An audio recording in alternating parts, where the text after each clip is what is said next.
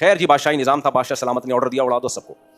اور جو سرکاری تھے بادشاہ کے فوجی موجی, تو بادشاہ نے خندقیں کھدوائیں پورے شہر میں اور کہا کہ جو بھی ایمان نہ لے کر آئے نا اس کو اس آگ میں ڈال دیا جائے. تو لوگ فوجی اس کے پکڑ پکڑ کے لاتے رہے, ایک ایک شخص کو آگ میں ڈالتے رہے. ایک عورت آئی جس کی گود میں بچہ تھا. وہ عورت کو ترس آتا ہے نا اپنے دودھ پیتے بچے کو, میں کیسے لے کے آگ میں چھلانگ ماروں. تو صحیح بخاری مسلم کی حدیث ہے, چند بچے جو ماں کی گود میں بولے ہیں نا ان میں یہ بچہ بھی تھا. یہ بچہ ماں کی گود میں بولا, اس کی بھی کرامت ظاہر ہوئی. لوگ کہتے ہیں مولانا زکریا رحمۃ اللہ علیہ کے والد ماں کی گود میں کیسے قرآن پڑھ لیا. تو ماں کی گودوں میں چھوٹے بچوں کے بولنے کے بہت سارے واقعات ہوئے ہیں, یہ کرامت کے طور پہ. بہت سارے نہیں تو چند واقعات ہوئے ہیں. تو جب عیسیٰ علیہ السلام کی امت میں ہو سکتے ہیں تو محمد صلی اللہ علیہ وسلم کی امت میں کیوں نہیں ہو سکتے. تو اب کیا ہوا کہ وہ جو بچہ تھا اس نے وہ ماں کی گود میں بولا اور کہا اے ماں گھبرا مت, یہ دیکھنے میں آگ ہے, حقیقت میں یہ جنت کا باغ ہے.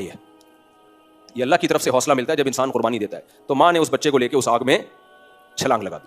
تو اب میں جو اصل واقعہ بیان کرنا چاہ رہا تھا نا, یہ تو سارا یعنی تمہید لمبی ہو گئی.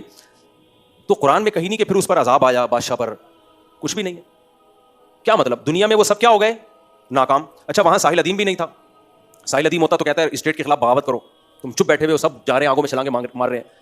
وجہ کیا تھی بھائی, وہ ان کے پاس پاور نہیں تھی بادشاہ سے لڑنے کی.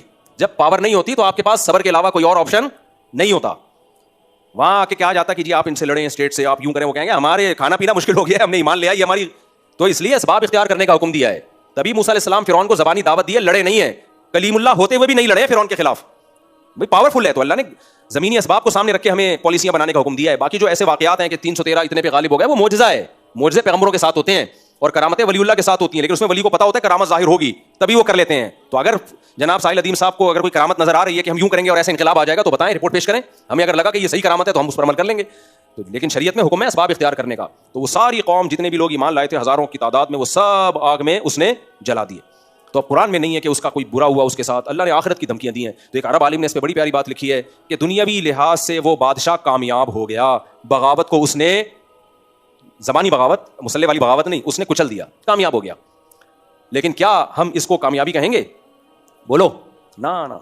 قرآن کہتا ہے والسماء ذات البروج, والسماء ذات البروج, یہ تو میں ہر فجر میں پڑھ رہا ہوتا ہوں. والسماء ذات البروج والیوم وشاہد ومشہود قتل اصحاب الاخدود النار ذات الوقود.